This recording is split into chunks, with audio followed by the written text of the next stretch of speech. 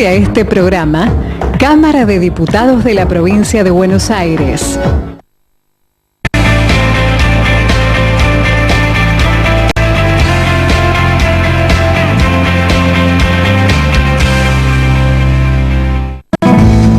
Un banco presente junto a todos los argentinos. Banco Nación.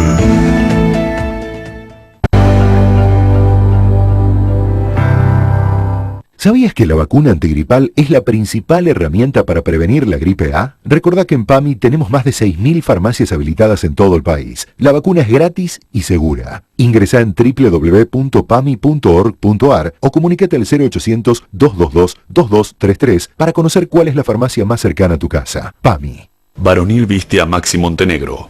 Trajes a medida y etiqueta para niños y hombres. La diferencia entre vestirse y ponerse ropa. A nuestra provincia, la que hacemos entre todos, llegaron las obras. Las obras en la ruta del cereal y en la ruta 67. Las obras en la ruta 50 y en la 85. Las obras en la ruta 21, en la 88 y en muchas rutas más. Sigamos haciendo entre todos, porque entre todos podemos más. Ingresá en gba.gov.ar/obras y conoce todas las que ya están en marcha. Buenos Aires, provincia. Entre todos podemos más.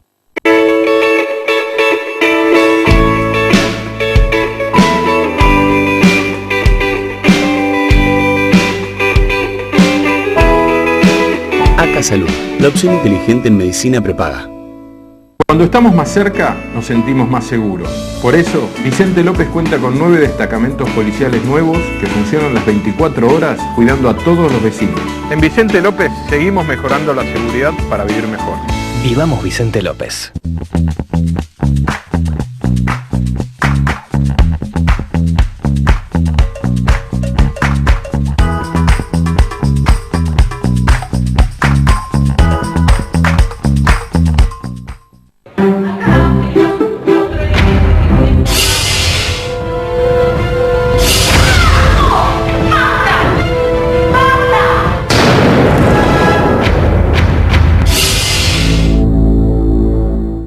¿Sabías que podés tener el Banco Ciudad en tu celular? Hacé transacciones, localizá cajeros, pagá todo, recargá tu celular. Nueva banca móvil del Ciudad. Bájate la app y disfruta. Banco Ciudad, te quiere ver crecer. Disponer en puntos claves del país de los mejores establecimientos logísticos, de naves, de fracciones industriales y de silos para almacenar cereales es fundamental. ¿Sabes quién lo tiene? Adrián Mercado, División de Comercio Exterior. Llegó la hora de salir al mundo.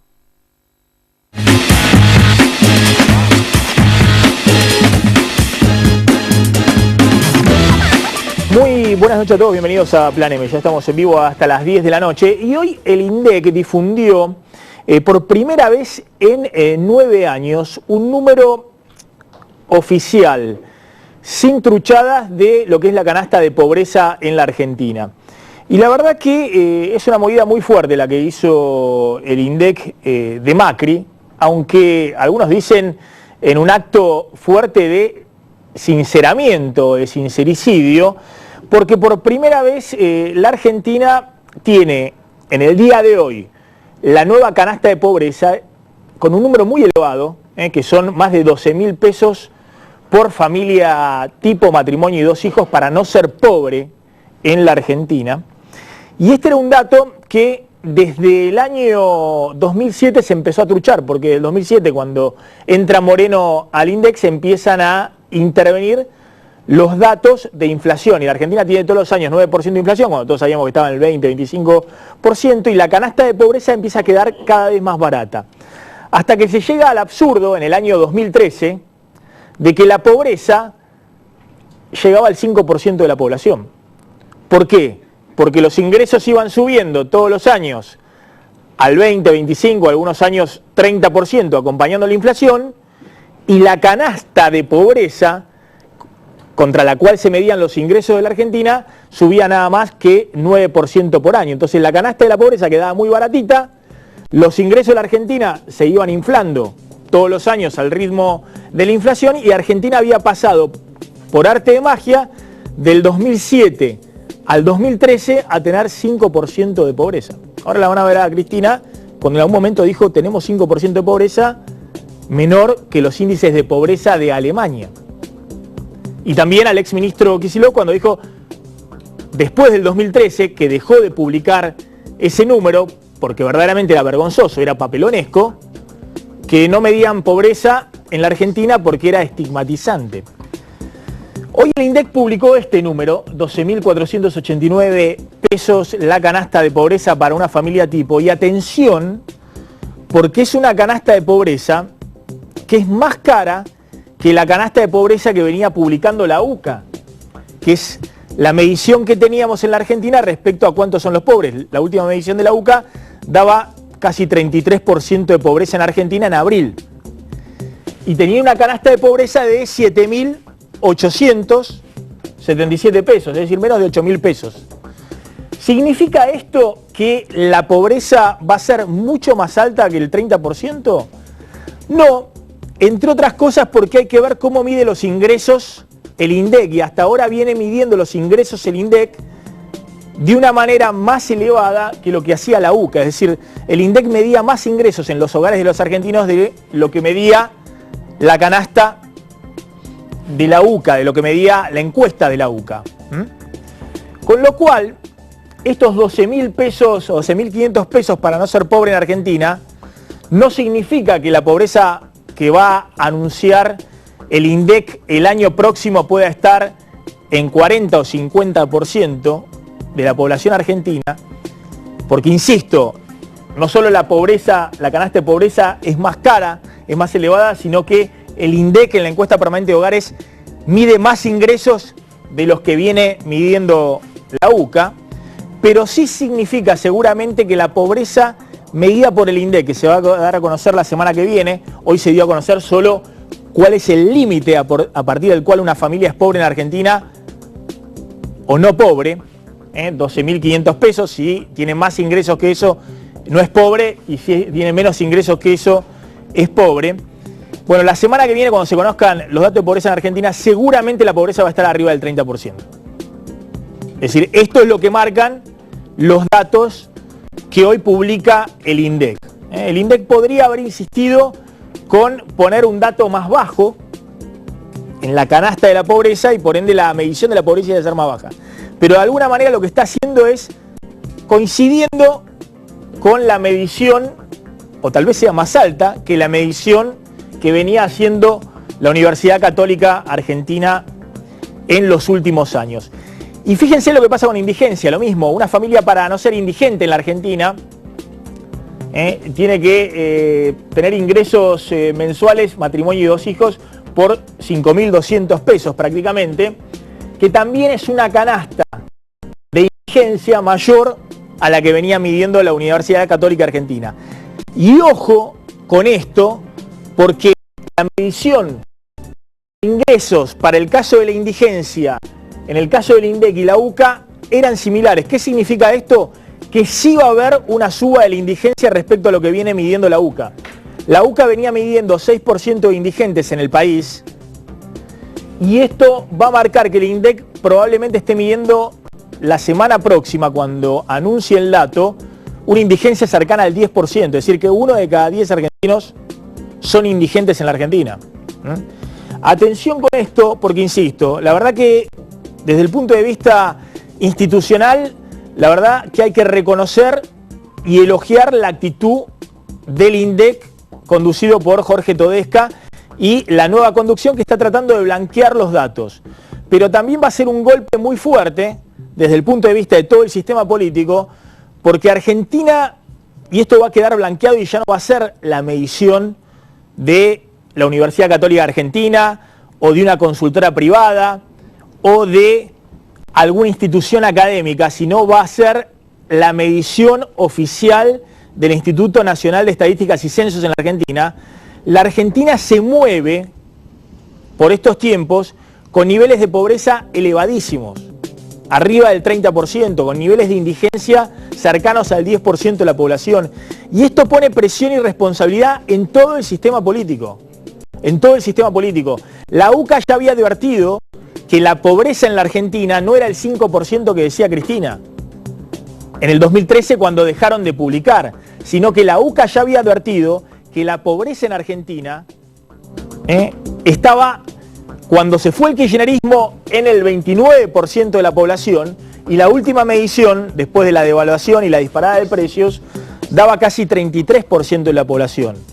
Más allá de si es 33, 34 o 30%, lo que está claro y que hay que entender en la Argentina es que se está en niveles de pobreza elevadísimos que ponen mucha presión y requieren de muchas responsabilidades del sistema político. Desde la irresponsabilidad de Cristina de decir que en realidad la pobreza acá en el 2003 no era 27%, sino que era 5% de la población. Al cuidado que debe tener Macri respecto a que cualquier medida de ajuste económico que se haga en la Argentina no se está haciendo sobre una Argentina de 5% de pobreza y 1% de indigencia, sino que se está haciendo sobre una Argentina que tiene 1/3 de los habitantes bajo la línea de pobreza y prácticamente 1 de cada 10 que padece hambre, que no llega a comprar una canasta básica de alimentos. E insisto, la tarea de fondo, porque uno ve qué ha pasado con la pobreza en los últimos años en la Argentina, y todos los gobiernos han mostrado que han bajado la pobreza respecto a las crisis que los precedieron. Es decir, Menem, cuando llega a gobernar en el año 89, tiene por detrás las 2 hiperinflaciones que llevan la pobreza casi al 50% de la población, y después Menem dice, yo bajé la pobreza, la bajé hasta el 16%, estas eran mediciones oficiales del INDEC. Después de la crisis del 95, el efecto tequila, la recesión y el salto de desempleo, la pobreza vuelve a subir al 25-26% con Menem. Pero Menem se fue, el día que se fue en el 99, y decía, pero miren, yo recibí casi 50% de pobreza, me estoy yendo con menos pobreza. Y es cierto, el problema es que Argentina ya había subido más de 10 puntos en términos estructurales la pobreza respecto a la década anterior, en la década del 80, la década de Alfonsín, que estaba en promedio en 15% la pobreza, que era 10 puntos superior a la que había en promedio antes de la dictadura militar en la década del 70, que la pobreza rondaba el 6-5% de la población.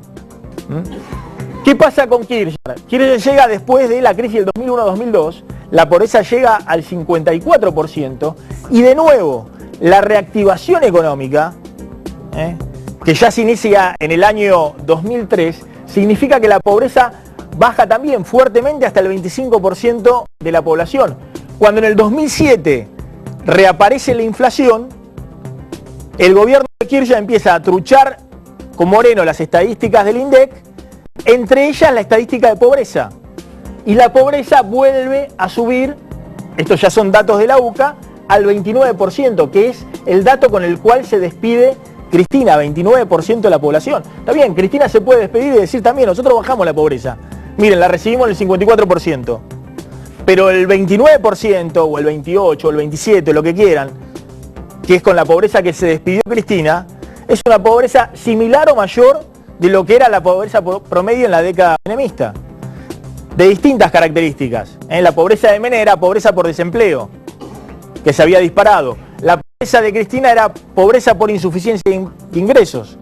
Aumentó mucho el empleo, pero los que tenían empleo, entre ellos 1/3 de la población trabajando en negro, no podía comprar una canasta mínima de la pobreza.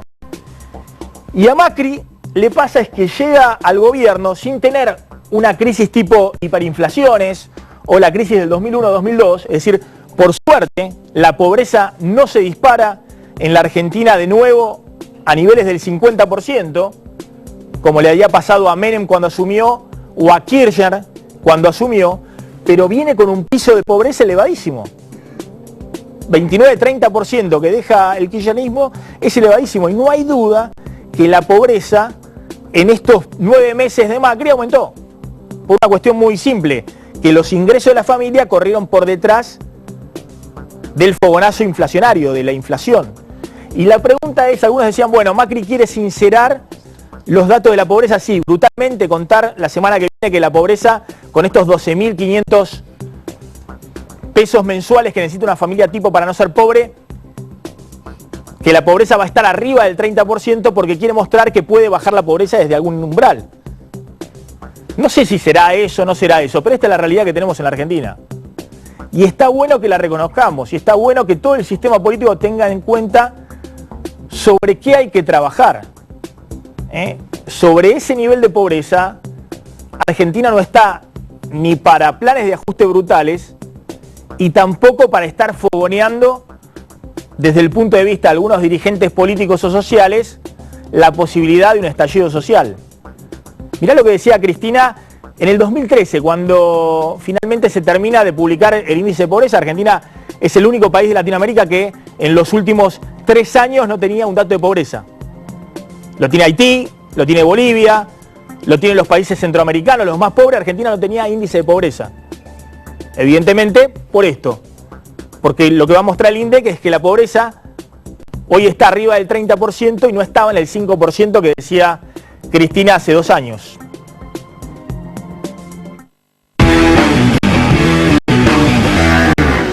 Es una combinación de políticas muy fuertes, muy activas, que nos han permitido hoy tener un índice de pobreza por debajo del 5% y también de indigencia del 1,27%. Los índices de pobreza e indigencia se han reducido a un dígito y todavía debemos seguir dando pelea. Yo creo que hay una visión acerca de todo esto, es un modelo, son ideas, me parece, y que estamos viendo los resultados, pero creo que vamos a un rediseño de una sociedad con mayores posibilidades de hambre, con mayores posibilidades de incremento de la pobreza. Bueno, está claro que si la pobreza Cristina lo hubiese dejado en el 5% o en el 1% la indigencia, no tendríamos que estar hoy preocupados de lo que estamos preocupados. Y el sinceramiento del INDEC lleva a una cuota de responsabilidad de todos los sectores. Un ratito vamos a hablar con el senador Juan Manuel Aval Medina, gracias por venir. Están los economistas Javier Milei y Luciano Coan. No sé si Milei quiere hablar mucho de la pobreza, si le gusta mucho o le gustan más los planes de ajuste que la pobreza para hablar de Milei, pero me parece que es un tema delicado. Todos los planes de ajuste de shock de la economía argentina, salvo el del 59, fueron expansivos todos. Y todos los planes graduales, todos terminaron en crisis. Con lo cual, si el plan está bien hecho, puede ser expansivo. O sea, pero claro, lo tenés que hacer bien, tenés que tener gente competente y a veces, o sea, parece que no es lo que abunda. Pero a mí, digamos, a mí lo que me encanta es la belleza conceptual del gráfico que acabas de mostrar con la evolución de la pobreza, porque ese gráfico lo que te muestra es que acá no hubo década ganada. O sea, el eslogan del kirchnerismo, no hubo década ganada. O sea, es lo que se llama técnicamente recuperación cíclica. De hecho, el PBI per cápita, ¿cuánto se expandió durante los primeros 4 años del kirchnerismo? Al 8%, con una inflación del 8%. La segunda parte, ¿cuánto se expandió? Al 4%, con una inflación del 20%. Y la tercera quedó 0, o cayendo, con una inflación del 30%. Eso lo que te está mostrando, esa desaceleración del crecimiento, es porque en realidad no había crecimiento. Vos estabas saliendo del 5.º subsuelo y era el rebote del gato muerto. Se empieza a desacelerar en el segundo periodo kirchnerista y en el tercero, ya con todos los errores que hizo Kicillof, o sea, terminó hundiendo a la economía definitivamente. Entonces, me parece que es muy bueno usar estos datos para traer la discusión verdadera de que acá no hubo crecimiento. Acá se crece cuando acumulás capital, cuando acumulás trabajo, cuando acumulás capital humano. Y eso durante la década kirchnerista se destruyó todo. Ahora vamos a hablar con Luciano Coan. Luciano hace, la consultora del Ipsis, la medición de inflación, ¿no? Y es todo un tema. Agosto mostró una desaceleración fuerte.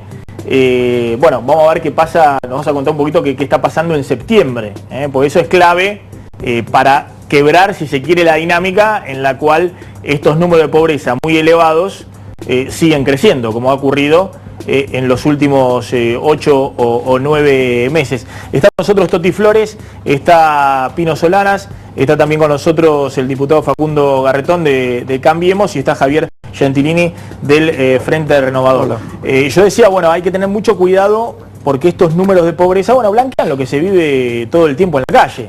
pero llaman a una cuestión de responsabilidad, si se quiere, de toda la dirigencia política, oficialismo o oposición. Toti. Sí. Primero, a mí me parece, tal cual vos lo dijiste, que me parece importante que se blanquee esto. Y la otra cuestión, yo recorro mucho fundamentalmente los conurbanos de las ciudades, sí, donde hay una pobreza estructural muy profunda y es tremendamente peligroso porque también hay como una cultura de la sobrevivencia, es decir, esto viene desde hace mucho tiempo y se ha perdido eso que era típico de los sectores pobres en la Argentina, que tenían de alguna manera la aspiración de salir de pobre. Ahora es como que ya no se puede, que es tal el agobio que ha tenido en cuanto a la utilización de la justicia social, de gobernar para los pobres, y resulta que gobernaban para sus bolsillos, que ya casi no queda esperanza. Por eso también yo creo que es muy importante decir que en la Argentina que haya 1/3 de la población por bajo de la línea de pobreza es una inmoralidad. No puede ser, porque hay posibilidades, hay recursos, hay que generar trabajo, y yo creo que tiene que ver con la necesidad de terminar con la corrupción. La corrupción afecta categóricamente a los más pobres, afecta cuando los recursos del Estado van para otro lado, y también lo afecta cuando le quita la esperanza de poder mejorar la calidad de vida, ¿no? Yo creo que la curva del gráfico que vos mostraste, me parece que hay que leer también ahí una cuestión que es central, que tiene que ver con el componente o carácter estructural de la pobreza, que no sabemos si está exactamente entre un 15 y un 20%, pero si no es así le pegan el palo. Y esto está directamente relacionado con el modelo productivo de país. Digamos, acá desde la dictadura para acá, desde hace 40 años, se viene desandando el andamiaje industrial o semi-industrial, si queremos, que la Argentina tenía y que la caracterizó en los 30, 40 años anteriores. En la medida que la Argentina desanda, digamos, su andamiaje industrial, automáticamente comienza a generar una pérdida sustancial de trabajo, y esto lleva de la mano necesariamente un incremento de la pobreza. Ahora, un incremento de la pobreza que no es ocasional. Vos lo marcabas muy bien al respecto de los momentos, digamos, hiperinflacionarios, donde esto salta, digamos, hacia el 50%. Pero ahí hay un núcleo duro, absolutamente duro, como de alguna manera planteaba Toti, que tiene que ver con el modelo productivo. Y acá es donde a mí más me preocupa el tema del perfil que viene encarando el gobierno de Macri, donde todos los indicadores, más allá de la política de ajuste que se ha venido desarrollando, más de shock, más gradual, habrá una discusión ahí, pero que claramente, por ejemplo, en el dato de la desaceleración de la inflación, indica que se tuvo éxito en el enfriamiento de la economía. El enfriamiento de la economía fue el primer objetivo de este gobierno, sobre la base de que los sectores populares consumieran menos, para poder bajar la inflación. Entonces, eso por un lado. Segundo, ligado a un perfil de modelo productivo que el gobierno nacional viene marcando claramente en una apuesta al modelo agrominero exportador. Es decir, una inserción de la Argentina, repetida hasta el hartazgo históricamente, como proveedora básicamente de materia prima, donde no se ataca el problema industrial o de la reactivación concretamente industrial. No, sí, quizás a mí lo más relevante de todo esto es, que me parece realmente para destacar, es que estamos sincerando la economía. Estamos mostrando datos reales. El nuevo presupuesto del año que viene está basado en datos reales. Por primera vez empezamos a tener datos reales y estamos generando esa confianza que necesita el país. Respecto a que necesitamos un modelo de ciertas características, coincido en parte con lo que estás planteando. Sin embargo, cuando veíamos la semana pasada este mini Davos, los empresarios, los inversores internacionales que estaban viendo y cómo se cerraba el panel, se estaba cerrando el panel ante inversores presentando una Argentina nueva. Una Argentina que tenía ciertas características, por un lado una nueva generación de empresarios, donde cerraban estas empresas que valen más de $1.000 millones con empresarios menores de 45 años, que son empresas basadas en el conocimiento. ¿Pero para invertir en qué sector? No, los inversores estaban... ¿Generador de qué niveles de trabajo? Pero lo que pasa es que el modelo que en las proyecciones de inversión del oficialismo, solamente un 3% está destinado a la inversión productiva, desde el punto de vista industrial. El resto es inversión que no genera trabajo. Ahora, quiero mostrarles... Por lo tanto, va a continuar la pobreza. A Luciano Cobán también, que mide todo el tiempo precios y demás. Cuando el INDEC dice hoy hace falta 12.500 pesos mensuales en una familia tipo para no ser pobre, está hablando de niveles de ingreso. A muchos sectores de clase media alta les será poca plata, pero estamos hablando de niveles de ingreso, si uno mira la pirámide de ingresos de la Argentina, que tal vez debajo de ese nivel de ingreso está el 50% de la población. Fíjense, estos son los datos de la consultora de Guillermo Oliveto, que se especializa en consumo. Hay 7% de la población que está con ingresos promedio familiar de 5.500 pesos, es la clase baja, y hay otro 33% de la población que está con ingresos familiares promedio de 11.500 pesos, es decir, que abajo de esto tenés el 50% de la población argentina. Y no es algo que sea sorprendente, porque el salario mínimo en la Argentina hoy está debajo de los 7.000 pesos. Es decir, que la medición de la pobreza del INDEC son 2 salarios mínimos. Maxi, un comentario es que digamos, hay que tener en cuenta que Argentina por primera vez en muchísimos años va a volver a tener datos para trabajar estos temas. Digamos, hay un cambio estructural que creo que cambia el escenario hacia adelante de lo que puede ser, digamos, encarar un análisis estructural y serio de los problemas que tiene en Argentina, que hasta ahora, digamos, se discutían con retórica. Un poco la editorial que hiciste, la verdad que fue muy movilizante, porque muestra en gran medida el fracaso, porque en simultáneo con esos números de pobreza teníamos un discurso y una política que se mostraba súper expansiva en términos de políticas sociales, en términos de políticas expansivas para sostener la actividad, y sin embargo teníamos un 30% de pobreza. Entonces algo falló. Hacia adelante coincido con la visión estructural que hay que pensar. Digamos, bueno, lo que venimos haciendo claramente está roto, no funcionó, hay que repensar la forma de hacer política hacia adelante. Insisto con este punto, esta es la pirámide completa. El 50% de los argentinos tiene ingresos promedio mensual familiar por abajo de los 11.500 pesos. Obviamente el ingreso máximo en este sector está alrededor de 14.000 pesos, pero el promedio de la familia está por debajo, o sea, el 50% de la población. Después tenés una franja que es la clase media típica, que puede estar acá en los 23.000 pesos mensuales de ingreso familiar, una clase media, si se quiere, un poquito mejor, que está en 45.000 pesos mensuales de ingreso familiar, y hay un 5% que está ahí arriba de la pirámide, que es la clase alta, no los ricos, que son el 0,1%, 0,2% de la Argentina, que está en 145.000 pesos de ingreso familiar. Pero el INDEC está diciendo, ojo que estoy poniendo la línea acá en 12.500 pesos mensuales, y de acá para abajo hay mucha gente en la Argentina. Hay un sector muy grande de la población.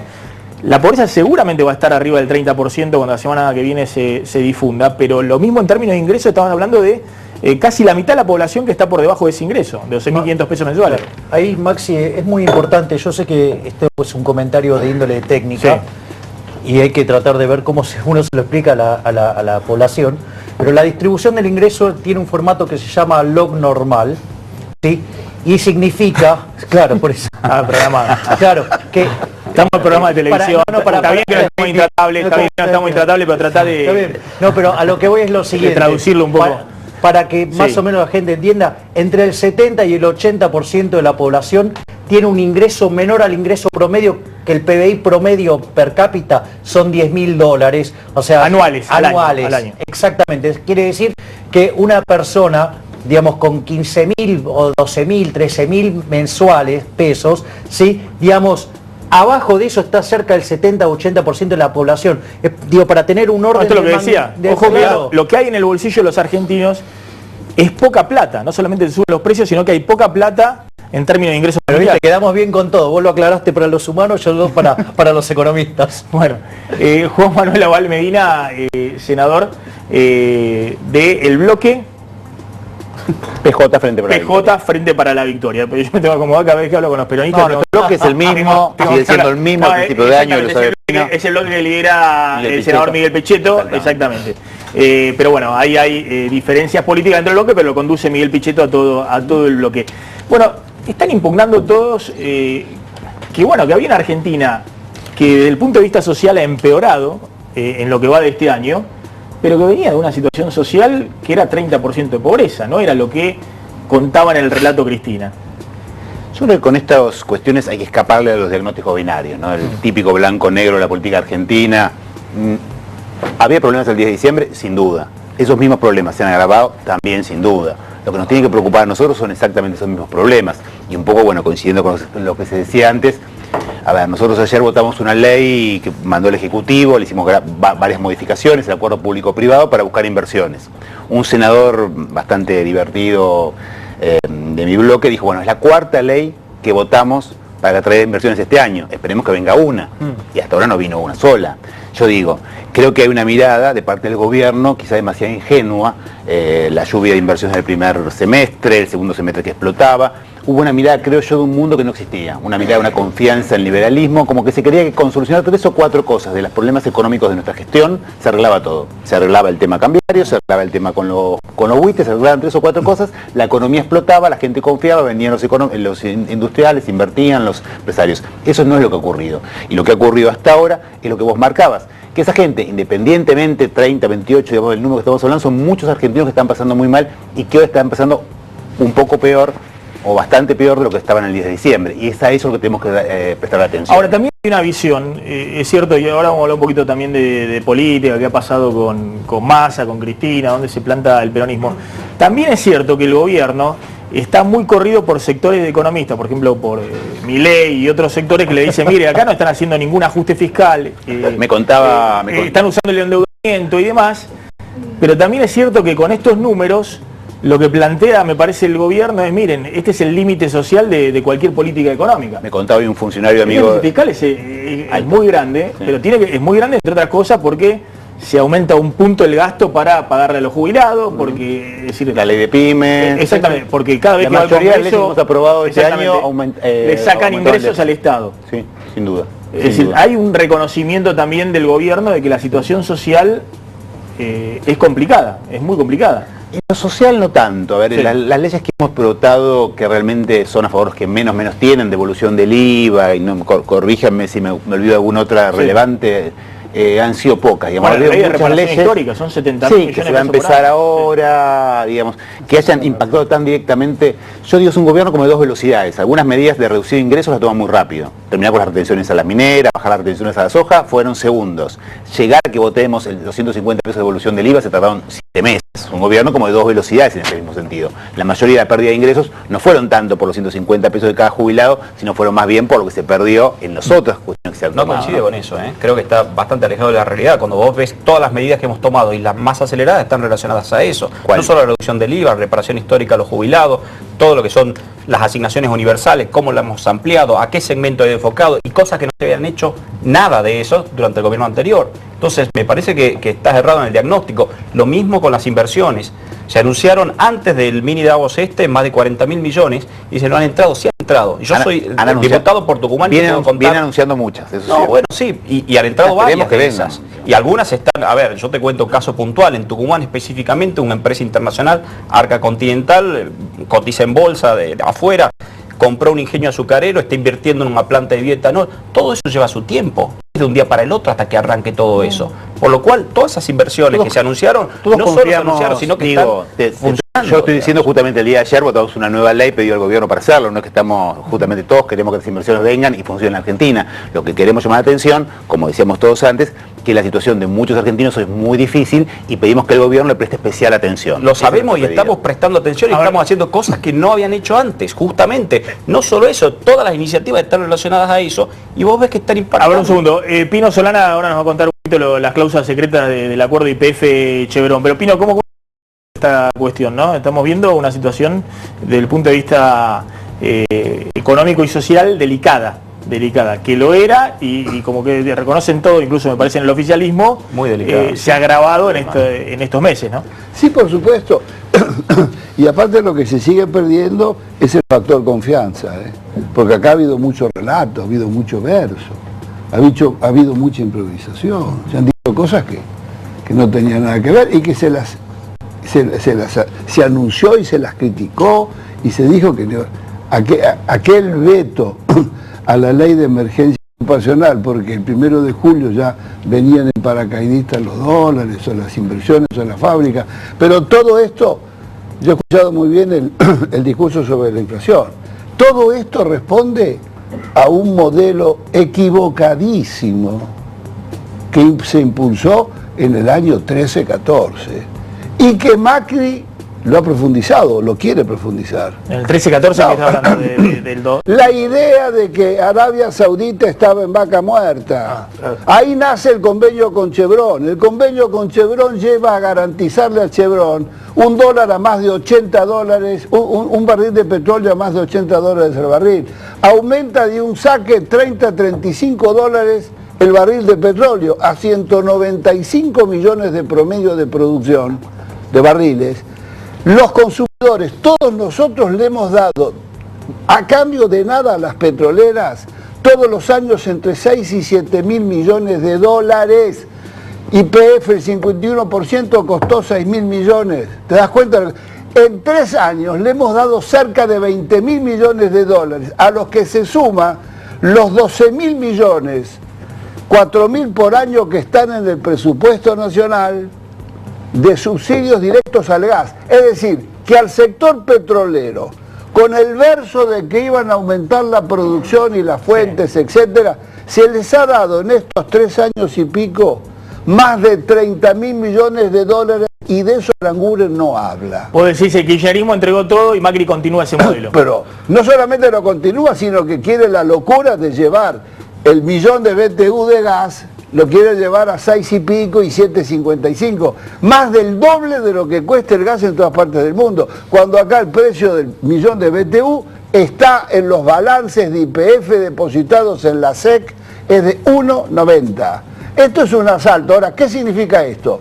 Que al aumentar el precio del petróleo, el precio de la energía, fue un disparador de la inflación en toda la línea y aumentó el costo industrial de la Argentina. Argentina es un país caro e imprevisible. Esto es una verdadera locura. Y Macri se jugó con un aumento demencial de tarifas y terminó en la corte y lo puso en vereda. No sé cómo hay algo va. que dice Pino que es cierto, digamos, que el gobierno, por proteger al sector petrolero, básicamente el empleo en el sector petrolero y demás, se tuvo que comer este año un aumento adicional de los precios de los combustibles que le pone una presión adicional a la inflación. Argentina tiene un barril de petróleo mucho más caro que el barril internacional. Es decir, ahí Macri hizo mucho más subsidio, estilo subsidio kirchnerista, de lo que pensaban los que dicen que es un gobierno liberal, ¿no? Sí, ¿Coinciden en eso? Sí, claro, digamos, pasa que para un liberal tocar los precios es peor que tocar a la madre. Ahora, pero me gusta el punto de levantar esto del mini Davos y la posibilidad de las inversiones. Sí. Y el primer punto que diría es, el primero que atenta contra las inversiones es al menos el equipo de Macri, ¿no? Porque Macri, ¿qué dijo en el mini Davos? No vamos a subir los impuestos. Cuando vos tomás el presupuesto, la presión tributaria está subiendo casi en un punto, ¿sí? Primer aspecto. Segundo tema, ok, no hacemos el ajuste. ¿Con qué vamos a financiarlo? ¿Con deuda?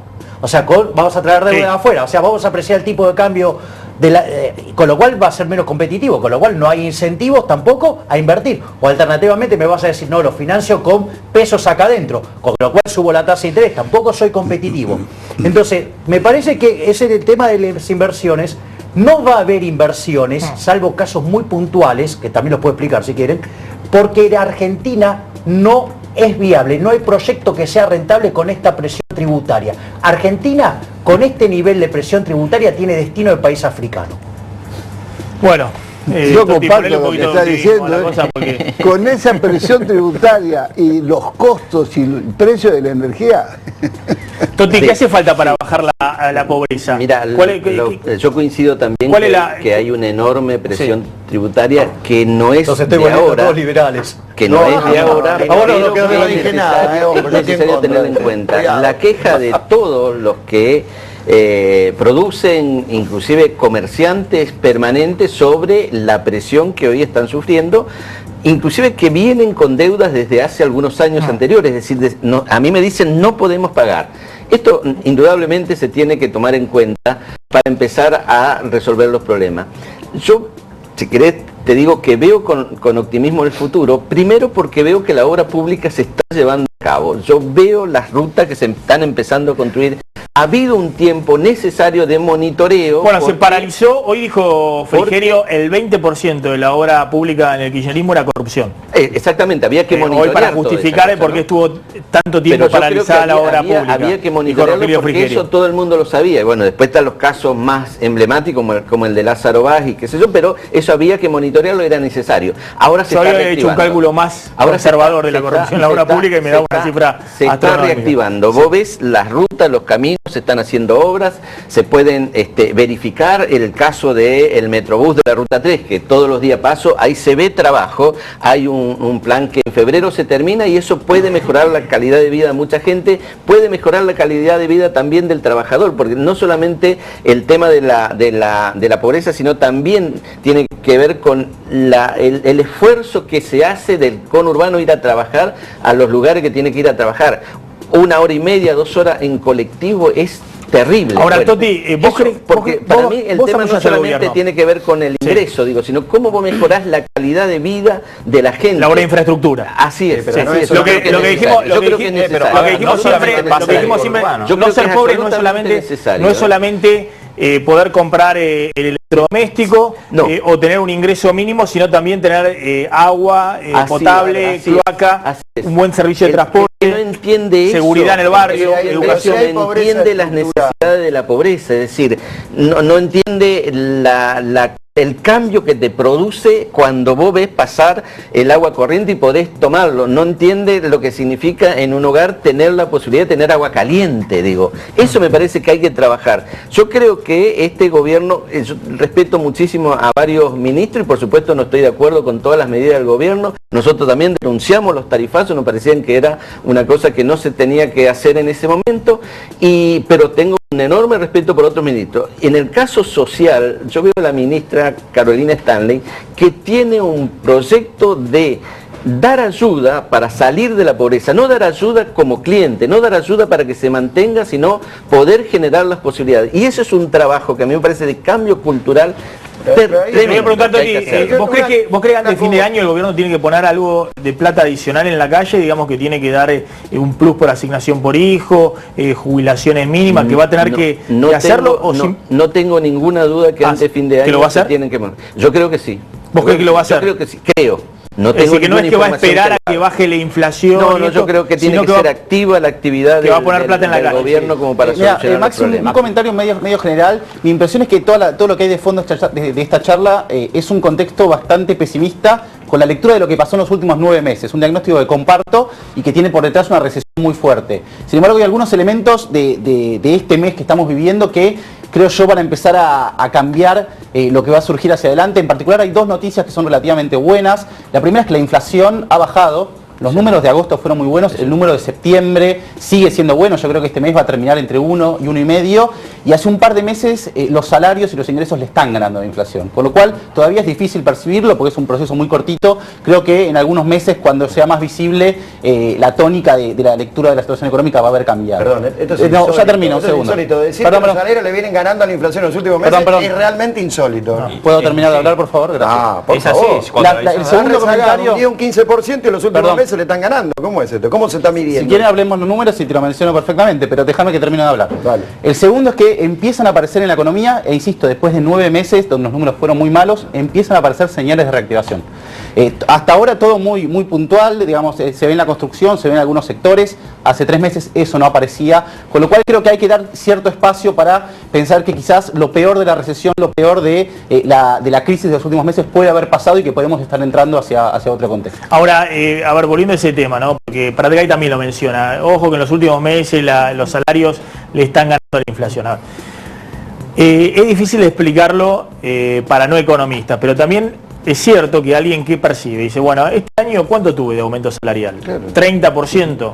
¿Cuánto va a ser la acumulación? No hay ninguna duda que los salarios... No hay ninguna duda que los salarios... 40%, va a ser en 40. No arriba del 40 No hay ninguna duda que hoy los salarios están peor que hace un año. Claro. No hay ninguna duda. Y ahí, pero los números muestran que están mejor que hace 3 o 4 meses. Claro, a eso me refiero. Pero ¿qué pasa? ¿Qué pasa? Lo que estamos discutiendo acá, y me parece que también lo están discutiendo los sindicatos, es si se acepta un salario real más bajo y sobre eso se discute para adelante, o si hay una recomposición del salario, que yo creo que si el gobierno está planteando en el presupuesto que la economía crece 3,5% el año próximo, en base al consumo, porque lo que crece va a ser el consumo, está planteando que los salarios tienen que aumentar el año próximo 4 o 5 puntos arriba de la inflación. Cosa que no ocurrió este año, que estuvieron atrás. Así todo no le va a ganar. O me equivoco. Sí, de acuerdo. De hecho, el contexto salarial e incluso el consenso que hay hoy de la lectura de lo que va a ser el año que viene,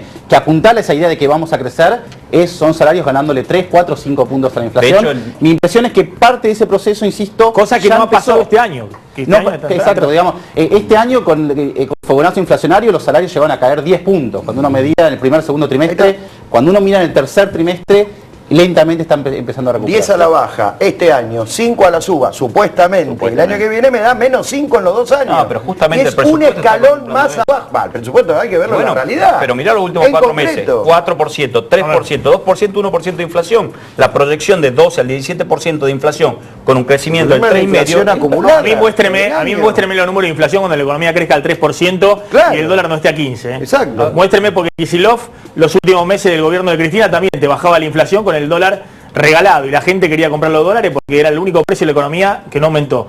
¿Cuál es el único precio de esta economía que no aumenta desde marzo? El dólar. Por eso, a nivel minorista hay una demanda de dólar importante, porque todo el mundo dice, esta ya la vimos. ¿Hasta cuándo? ¿Hasta la elección de octubre del año que viene? Hay un problema que viene aparejado con el tema de las importaciones. Perdón, ahí tuviste un poco de ayuda del mundo porque en simultáneo que nuestro dólar no se movía, los dólares desde nuestros socios se apreciaron. El real a principio de año estaba 4. Nos ayudaron, pero acá hay capitales financieros que están entrando. Desde marzo se colocan a ¿cuánto ahora? 26% de tasa de interés. De acá a fin de año es 2% mensual de tasa de interés en dólares. Y que desde el punto de vista 3% mensual de tasa de interés en dólares. Imposible. Hay actividad económica que la resiste. Esa ya la vimos, sabemos que eso se tiene que disolver. Ahora, cuando disuelva eso, quiero ver a dónde está la inflación. No, está bien. Porque la inflación en 17... claro. En 15, en el 2009 la vimos en 15 también a la inflación, en medio de una recesión muy grande, obviamente una economía más sana de lo que era la economía de hoy.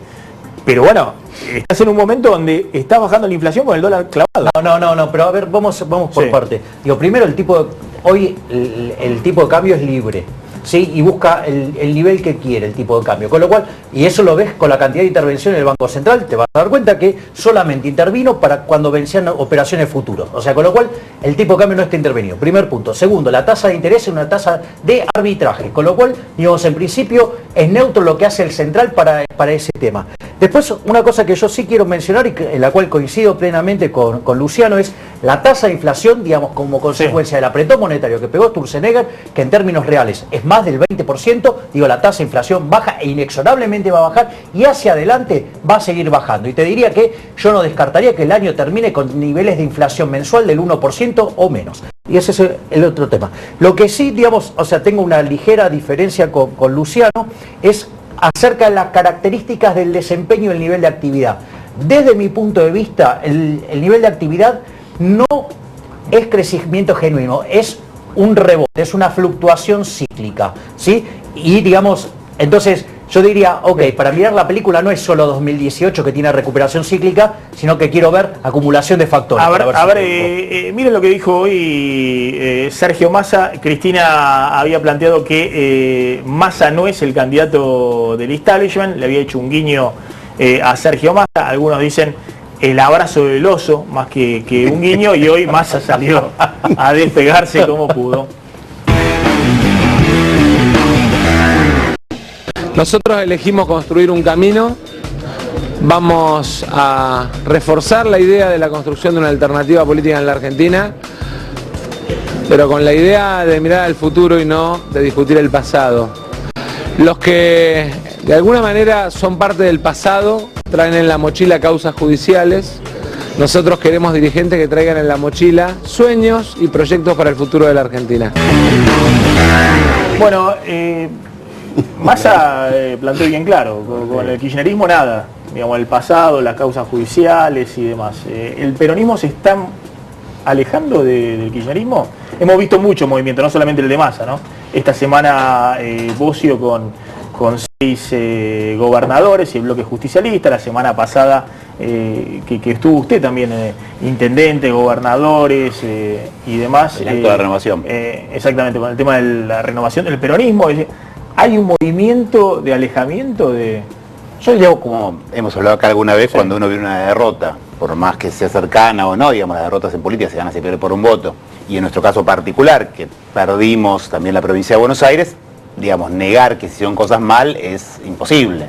Y eso obviamente requiere de parte nuestra hacer una autocrítica profunda de lo que se hizo mal, reivindicar lo que hizo bien, pero señalar lo que se hizo mal y pensar una renovación que nos permita, obviamente, tratar los temas del presente, que son los que hablábamos antes, inflación, empleo, producción, etcétera, y sobre todo generar una mirada de futuro. Eso es lo que hablamos cuando se habla de una renovación peronista, que es lo que ha hecho el peronismo después del 83, lo que ha hecho el peronismo después del 99, ha ido cambiando y buscando adecuarse a los tiempos. ¿Cómo se lo vaya a hacer? ¿Quién va a ser parte de ese proceso? Es imposible saberlo de antemano. Lo importante, creo yo, es tener la certeza de que para que nuestro sistema funcione bien, tiene que ser un sistema compensado. Quizás parte de los problemas que tuvimos en los últimos años es que teníamos un peronismo muy fuerte y una oposición muy fragmentada. Ahora hay que mantener lo mismo. Nosotros representamos y queremos representar en la política históricamente a los humildes, a los trabajadores. Hace falta que eso pueda rearticularse y por eso la CGT, por eso los sindicatos, por eso este conjunto de políticas que estamos haciendo para recuperar una unidad que se va a dar básicamente, creo yo, en la acción y no en los libros. Es cierto que Cristina está muy enojada, digamos, con usted, con Miguel Pichetto, bueno, obviamente con Massa está enojada desde el 2013, algunos dicen, no es que le hizo un guiño a Massa, sino que lo quiere llevar al fondo del mar, digamos, lo odia, lo quiere hundir, que está enojada con todos aquellos que en el peronismo están planteando mirar hacia adelante y no hacia el calafate. Yo no quiero discutir de personas, yo creo que lo importante acá es pensar de cómo salimos de este proceso, cómo encaramos un proceso de renovación que nos permita, reitero, representar estos sectores. Digamos, uno muchas veces cree que es una oposición más sólida porque grita más, porque extrema más, nosotros creemos que no, que una oposición es más sólida cuando colabora en lo que tiene que colaborar, cuando señala lo que está mal, cuando hace cuestiones como señalaba el senador Pino que nos acompañó cuando hicimos la ley de emergencia laboral, esa es una propuesta de nuestro bloque, ahora que estamos trabajando con una ley de emergencia social, para lo que hablaba acá el amigo de un aumento, un 15% de las asignaciones universales, de la asignación por embarazo, para llegar mejor este fin de año a esta situación compleja. ¿Eso lo están planteando nosotros recibimos también? Nuestro bloque recibió... Por Massa también lo plantea. Recibimos a todas las organizaciones sociales que nos vinieron con este planteo y la necesidad de crear más puestos de trabajo, generar más trabajo en la Argentina. Sí. Y hemos presentado una ley, con acompañamiento también acá del senador Solanas y de otros senadores de otros sectores, para llevar esto y transformarlo en ley. Para plantearse viene toda la discusión del presupuesto, ¿no? De qué pasa con el presupuesto del 2017. ¿Qué están viendo, Pino, con lo que plantea el gobierno para el 2017? Bueno, la verdad que todavía el presupuesto no lo hemos analizado. Sí. Empezamos, es bastante serio y es un modelo que continúa, es un presupuesto que continúa el planteo de este año. Es decir, digo, por ahí en el presupuesto un poco lo que planteaba también el senador Abal Medina, digamos, está el planteo del gobierno para el año próximo, digamos, crecer, pero al mismo tiempo deuda, está toda la discusión por la obra pública. A ver, primero hay que destacar una serie de cosas, más allá de que es un presupuesto real, basado en números reales por el sinceramiento del INDEC. Es un presupuesto muy federal desde el punto de vista que está planteado el reintegro del 15% a las provincias. Está planteado un aumento de la partida para las provincias del norte, para el Plan Belgrano, 95.000 millones de pesos. Perdón, ya me acordé lo que quería decir del presupuesto. Hoy, pues estoy zaraseando, tratando de encontrar un tema. Lo tenés a Pratgay hoy diciendo, estoy tratando de... impresionante. Mirá, Pratgay hoy, hablando en francés o en castellano, dijo que la deuda no es un problema. La deuda no es un problema. El endeudamiento que tiene el presupuesto es un endeudamiento muy, pero muy grande. Mirá. La credibilidad se va ganando de a poquito. Ustedes saben que en la historia argentina han habido muchas ocasiones en que se perdió de golpe esa credibilidad. Cuesta recuperarla, pero se recupera, como dije recién, diciendo siempre la verdad, siendo transparente, no ocultando los números. Fíjense que en estos momentos tenemos una misión del Fondo Monetario que lo único que está haciendo es analizando la situación de Argentina. Nosotros no tenemos por qué hacerle caso al Fondo Monetario, pero tampoco tenemos por qué ocultar nuestros números, ni al Fondo Monetario ni a nadie, porque no tenemos nada que ocultar. Dice, la confianza se va ganando de a poquito, bueno, no hay que hacerle mucho caso al FMI Pratgay, pero dijo la deuda no es un problema. Y la deuda es el puntal del presupuesto del año que viene. 45.000 millones de dólares. Sí, más de 30.000 millones de dólares en el presupuesto. A mí me parece 2017. absolutamente desafortunada la frase. Y lo voy a decir por varias cosas y voy a ver cómo hago para contenerme. A ver, Argentina tiene una relación deuda-producto de 55 puntos del PBI, del PBI. Para ser solvente, o sea, para poder pagarla, necesitaría tener un superávit primario de 2 puntos del PBI. 1. O sea, el presupuesto asume 4.2 de déficit primario. De hecho, vino el Fondo Monetario, está mirando los Milei, números. si no tenés esa deuda, lo que tenés que hacer es un ajuste fiscal mucho más grande. Es que inexorablemente hay que hacer un ajuste pero fiscal. acá el Toti Flores está diciendo que antes de fin de año tienen que dar un aumento a los jubilados, la asignación ¿sabés política, lo que pasa, que tienen que aumentar el gasto porque si la situación social ¿sabés lo que está pasa? muy difícil. Que hay que bajar otros costos, porque ¿sabes qué? También cuando discutís la pobreza, ¿sí? ¿Sabes qué? Lo que hace que valga el doble la canasta es que la mitad del precio son impuestos. Entonces, digo, me parece que los problemas graves están con la presencia del sector público, no con la falta de sector público. Y otra cosa más, cuando vos corregís por el tema de jubilados, al fondo le da que te vas a 5. Y cuando vos tomás la irresponsabilidad con la que está proyectada Te vas a 5 puntos del déficit fiscal del primario, y cuando vos tomás la irresponsabilidad con la que está tomada el gasto público en el presupuesto, que está tomado sobre la hipótesis de máxima de inflación, ¿sabés qué? Cuando vos corregís por la inflación como viene, se te va a 6. Ya está llegando, tenemos un problema grave. Está llegando Willy Cohen al aire de Canal 26, pero a ver, Luciano, dos Luciano Cohen, comentarios el primo de Willy. rápido. La primera, lo podemos charlar mañana fuera del aire, los números de deuda son menos de la mitad de los que dijiste, menos del Correcto.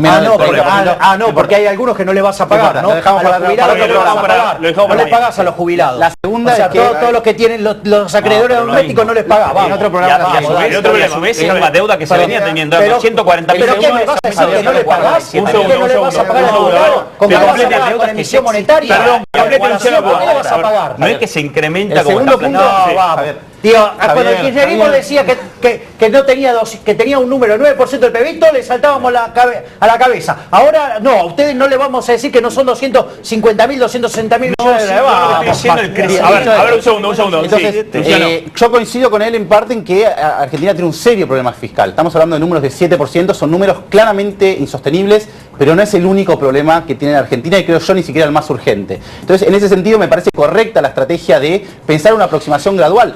Obviamente no es algo que se puede sostener en el tiempo, el déficit de 7% no se puede financiar. Pero tiene que mejorar el resultado en el tiempo, no empeorar, que es lo que va a pasar este año. Estoy sin tiempo, simplemente. A ver. Hoy un funcionario muy importante de este gobierno, autocríticamente me decía que eran los únicos que llevaban a los encuentros internacionales a hablar a economistas que les pegaban por lo que hacían. No. Eso me lo dijo, los corren, que los corren por derecha. Somos los únicos que damos el gusto de llevar a funcionarios para convencerlos. Muy grave, porque la realidad le está marcando lo que dice Toti. Si no ponen plata en la calle, y bueno, y la reactivación no la van a poner. Sino que está ahora. Pero esto es muy poca Maxi, plata, Maxi. el proyecto- Estas cosas son muy poca plata. Por ejemplo, 15% de asignación son 7.000 millones. Maxi. Un presupuesto que estamos hablando de 2 millones, 2.500.000. Acá se habló de presión tributaria. Me quedé sin tiempo. Gracias a todos por estar esta noche en Plan M. Quédense en Canal 26, ya está llegando Willy Cohen al aire de Canal 26 con el timón de la economía. Sigue ahí todo el debate con Willy.